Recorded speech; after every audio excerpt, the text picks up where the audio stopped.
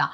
இந்த பிரபஞ்ச ஆற்றல் அதிகமாக இருக்கக்கூடிய நாள்ல நாம தெய்வத்தை வழிபாடு செய்கிற போது அந்த தெய்வீக ஆற்றலும் பிரபஞ்ச சக்தியோடு சேர்ந்து நமக்கு கிடைக்கிறது.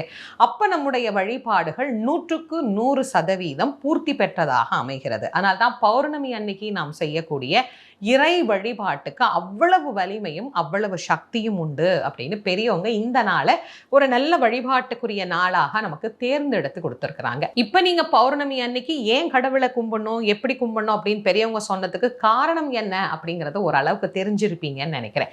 எந்த கடவுளை வழிபட்டாலும் பௌர்ணமி அன்று எல்லா கடவுளின் வழிபாட்டுக்கும் சிறந்த நாள்.